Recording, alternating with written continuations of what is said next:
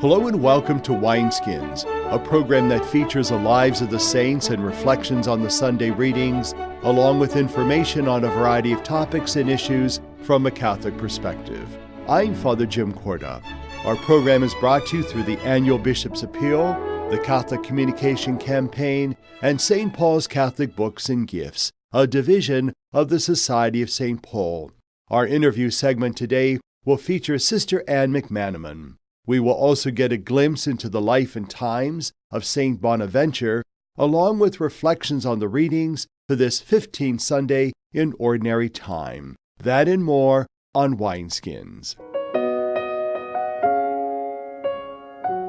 And now I'll speak with a recent First Friday Club presenter. Joining me now is Paul Jarzembowski, who is the National Coordinator for Youth and Young Adult Ministry for the USCCB, the United States Catholic Conference of Bishops. Paul, welcome to Wineskins. Thank you very much. Good to be here. We know that you were here for the diocese for the First Friday Club, and your topic, I believe, was on young adults. Mm-hmm. Can you kind of give a time frame or an age frame of what we're talking about young adults? Sure. Young adults is those who are in their late teens, 20s, and 30s. Kind of think of that maybe college student, post-college student, 20-something just emerging from that age range or starting off in their career after high school or after college. So that time frame, a lot of young couples too, those who are dating, engaged, newly married.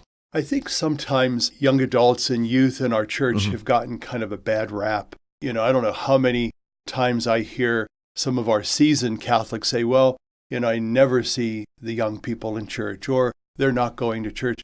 Why are we giving them such a bad name when I go in different churches around the diocese and there are a lot of young people? Mm-hmm. So what is that myth that's there? Well, there's a lot of young people who have disengaged from the practice of the faith. So I think that, and for many reasons, many of them have felt hurt, many of them just have never been connected with. The transition out of high school no one may have bothered to really follow or connect with them from the church. So there's a variety of reasons why a lot of people disengage. So I think that a number of people might see their disengagement and think of them as non-committal, or perhaps they're living a life of sin and they're ashamed of being in the church. And my experience working with them, that's usually far from the truth. Many of them, at worst, just simply are indifferent to the practice of the faith. There really isn't a hostility that I think some people think there may be. Why would you not go to church? You must be hostile. And it's simply not the case. So I think, unfortunately, that stereotype affects not only the ones who aren't coming, but even the ones who are coming, that they're kind of invisible to us. And so many of the young people who have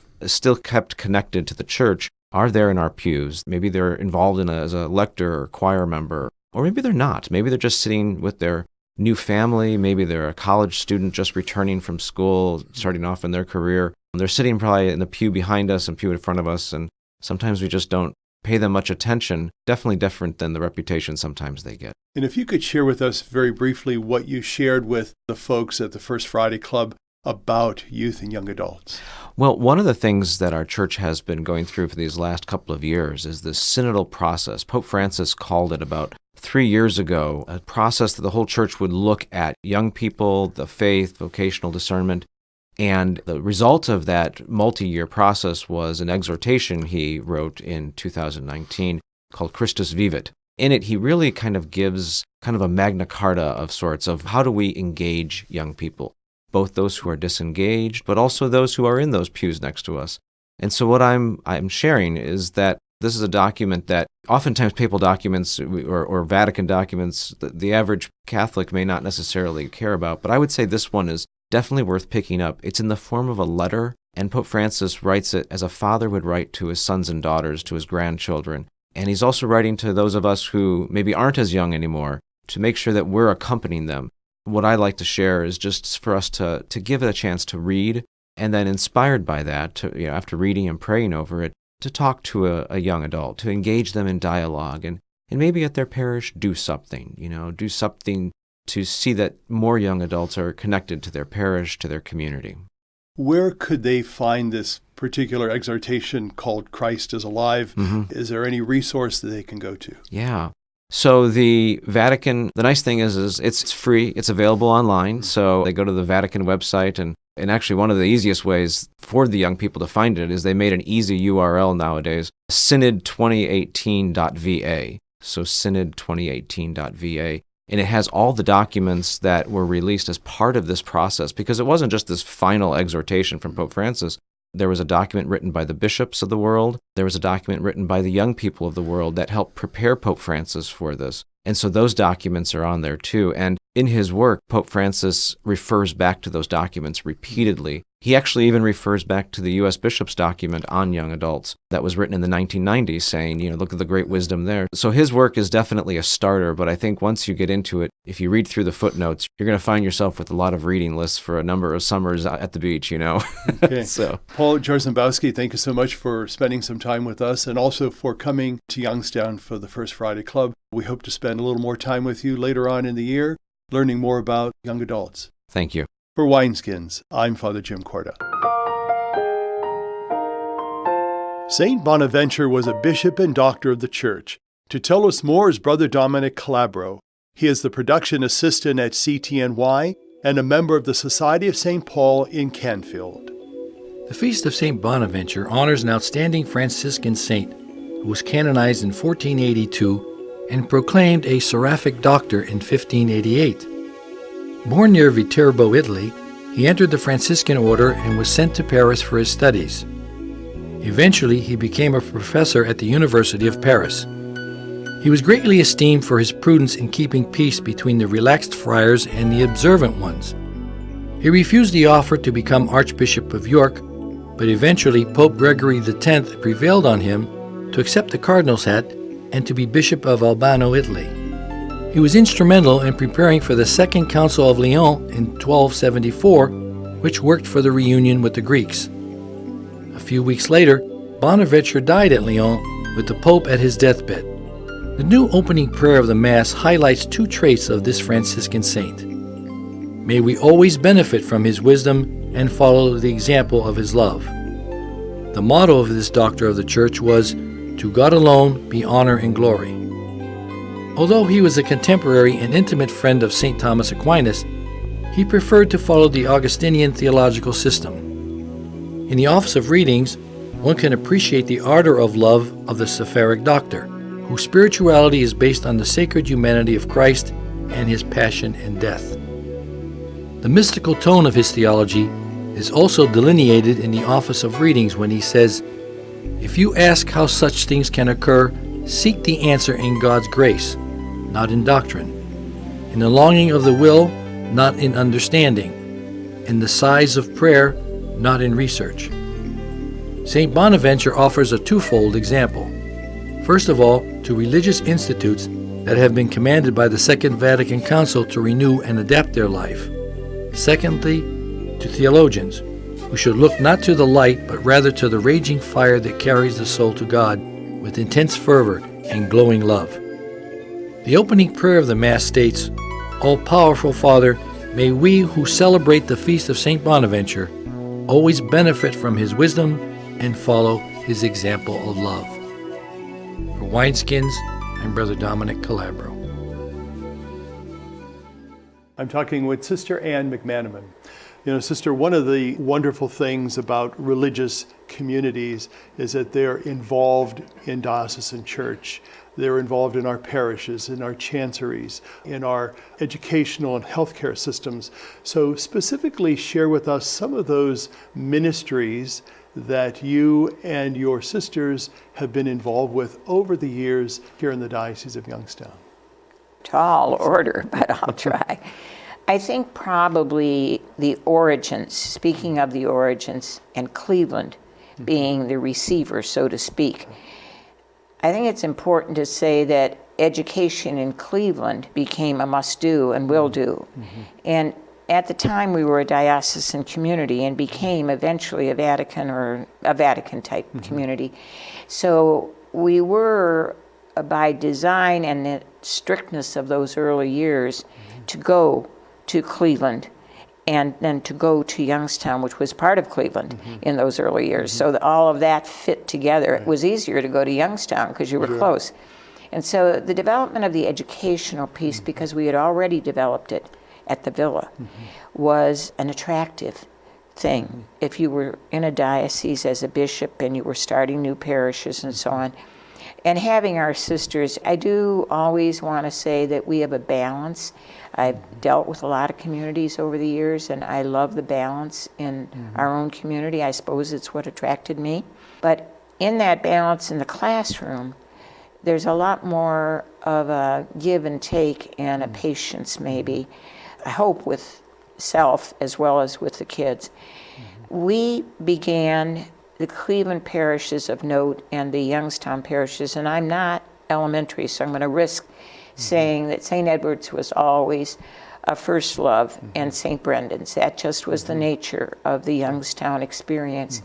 And any time you went home and you had to stay in a convent overnight, you always stayed at St. Brendan's or St. Edward's and got to know all that they were doing. They moved into a junior high school, as you know, and that also was a unique feature that wasn't present in other dioceses, you know, and we were, quote unquote, running that with some real figurehead sisters in there. That if I go to St. Edward's in elementary, Sister Rosemary O'Brien is always remembered because she took over everyone's life, but was perfect. She was just a love.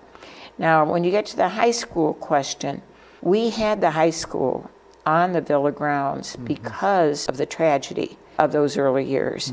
And that high school had expanded in interest, and that high school had grown to a perfection that was hard to beat. So that high school went along very well, except the cost to the mother house would knock you out of the ballpark. And so in time we had to close it because no one could have afforded, as they know today, when they pay these tuitions, that no one could have afforded to go there. So that closure was a very painful end of a wonderful era in our lives. The development of Magnificat High School, in some senses to replace Lourdes Academy, was a major piece in our life, a desire. Magnificat is a very attractive, successful, all-girls school. That's a delight to my heart, even though I love the co-ed and the management that we've gotten into. Like, we've always been part of Mount Marie was ours and then became diocesan, but Mount Marie was certainly all girls. And then when it became a broader question with the diocese, it became a co-ed school, which was right and perfect. So it fits where it fits, and it helps where it helps in terms of what your educational goals are. I think we've always had the highest educational goals that I've known. I had the privilege of being assistant superintendent in the Pittsburgh diocese, and I had the job, so to speak, of evaluating the quality. Everything was good in Pittsburgh, but when I looked at the Villa, Mount Marie, and Magnificat, and the Lourdes history, and I myself came out of the Lourdes history, so that feeling of, wow, did I ever receive a lot? And I knew that. So I see the quality is there, but more than that, I think there's a reason why people have always chosen Catholic education and then stopped choosing it. And it was certainly because there was inherent in that education a spirituality that people wanted for their children and were taught by their heritage. You should continue to contain yourself within Catholicism. That's not true today. As we know, it's a different time in which the search for my own identity is the biggest thing. And that happens too in the Catholic school for the good. That identity could well be the quality of what's there, but it's not the only identity. So we know that the Humility of Mary Sisters also are involved in health care. Tell us very briefly about that ministry. Well, the health care of St. E's, St. Joseph's in Warren, and also St. Joe's in Lorraine are all a unique history, and that is the bishop's command. And so when the bishop would say, you'd say, how high? And when that happened, of course, St. Elizabeth's began, and St. Elizabeth's became a startlingly marvelous entity and a developmental one today that is exciting. However, I would never deny that in what I know of the history and what I've read of the history and what I feel, the burden that was put on the community to make that happen, financially and personally, was overwhelming. Now, St. E's is important to mention because when I mentioned Monsignor Murphy and the house, it's interesting, his grandfather was the co-founder of St. Elizabeth with our Mother Genevieve. And that was a natural thing. The doctors wanted a doctor in there. So he built the house down the street from the house that was bought for St. Elizabeth's so that he could walk up and watch and direct and control when he had to control. And so that begot St. Elizabeth's, which was really loved by the people and needed, and the support, the interest, overwhelming, just overwhelming. Not so with St. Joe's. St. Joe's was harder, and Catholicism was a much harder piece in Warren. And so you had to go there knowing the constraints. But St. Joseph's, because of that pressure, to me was one of those jewels in that it was a smaller hospital, everybody knew everyone else, and there was a lot of wonderful relationship there. That's not to pass by the years that someone like Sister Consolata made those relationships happen, but much harder in a big place. For more information and other related issues and to listen to Wineskins, visit the website of the Catholic Diocese of Youngstown at www.doy.org. Stay with us. We'll be right back. They say America is the land of opportunity, but for some, life isn't so easy.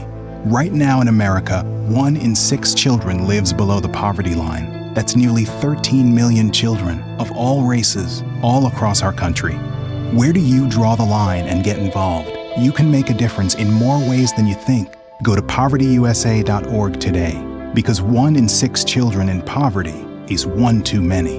A message from the Catholic Campaign for Human Development. Church World Service believes that being self-reliant is a joy everyone should share. So around the block or around the world, share the joy. Our song today is from the CD entitled Rebuilding the Temple of Praise. It is by Living Praise Worship Team.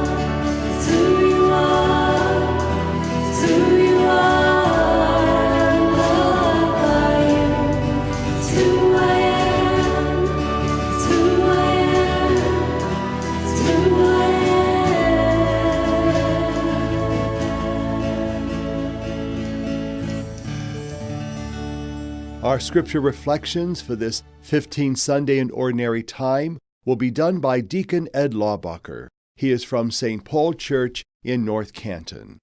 I first saw these tri-colored signs several years ago while helping my oldest daughter move to a new apartment in Pittsburgh. Now, I really dislike the city of Pittsburgh, but these signs really intrigued me. The people that had these signs in their yard had courage. They were understanding. They were welcoming. I was so interested in meeting people who would post these signs. I still have never met anyone that has one of these signs in their yard, but I do believe our Lord has met them, and they must be His, because they certainly seem to share similar qualities with the Good Samaritan in our Gospel reading. I was delighted to see one of these signs in my own area of North Canton while running last week. The signs I have seen are green, blue, and orange, and have a phrase written on them in English, Spanish, and Arabic. The phrase reads, "No matter where you are from, we are glad you are our neighbor." After doing some research, I learned you can buy these signs in many different colors with many different languages, but all will deliver the same message. This is truly the same message that our gospel is delivering to us too. Only the gospel displays the actions that these signs promote. The Good Samaritan title not only describes the individual's character in our gospel story, but also where he is from. He is good because he emulates everything that Christ feels his disciples should do for other people. He is good because he serves someone in need. He displays compassion and concern for an individual from a different culture. The Good Samaritan is from a group of people looked down upon by any respecting Jewish person. Yet, he is the one who displays mercy and kindness. He is the one who goes away out of his way to care for a foreigner. This Samaritan poured valuable oil and wine over the man's wounds. He let this man ride while he walked. He paid for his care and promised to the innkeeper to do more if necessary.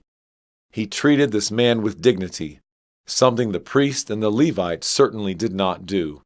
Indeed, those two treated the beaten man as though he was contagious with a horrible disease. They treated him with contempt for having been a victim. They showed no concern for him whatsoever. They only show concern about their own laws of cleanliness. As so often happens, those two knew the laws, but like all of us at times, their actions were not at all consistent with their faith. They promoted their religion, but failed to live it out. The contrast that Christ builds in this story could not be any bigger for this scholar of the law.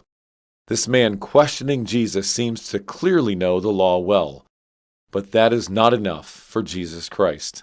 The desire and ability to live out these commandments of love for God and neighbor is what is of most importance to Jesus. In a world where we seem more connected than ever to so many people via our technology, perhaps we have lost sight of our neighbors. Perhaps we have lost sight of the needs and difficulties of those who not only live close to us, but also to the plight of our neighbors around this world. It can be so easy to simply want to block out the problems of our neighbors in other countries and claim it is not our issue, not our problem. It is much easier to build a wall and pretend these people do not exist. Christ clearly disagrees and calls us to see as he sees. He expects us to walk on their side of the road and help them, not to cross over and ignore. Who is my neighbor? Any person living in this small world of ours is our neighbor, and our Lord expects nothing less than sacrifice and understanding. It is what he came to do for us. He has shown us the way. Do we have the courage to follow? Do we have the courage to block out the competing opinions and treat others the way Christ would? Can we put our selfishness behind and be the neighbor that we all might be in need of someday? For Wineskins, I'm Deacon Ed Laubacher. Who is my neighbor? The answer to that question is up to you and me. If we are unwilling to be a neighbor, not even God can force us. But if we choose to be a neighbor, no one can stop us. The choice is ours. Wineskins is made possible by the annual Bishop's Appeal, the Catholic Communication Campaign, and St. Paul's Catholic Books and Gifts. Wineskins is produced by CTNY, the Catholic Telecommunications Network of Youngstown. I'm Father Jim Korda, thanking you for being with us. Have a blessed Sunday, and may God be with you. What have you done for your marriage today? I gave my wife a hug this morning. I told her I love her. I did her hair this morning. I think it looks pretty good. I cooked my husband's favorite breakfast. I bought her an orchid. What have I done for my marriage today? I sent my husband a love email. I read the newspaper to my wife, and it cracked her up. But she's still laughing. What have you done for your marriage today? Make a change for the better. Need help? Go to foryourmarriage.org, a message from the Catholic Church. They say America is the land of opportunity, but for some, life isn't so easy.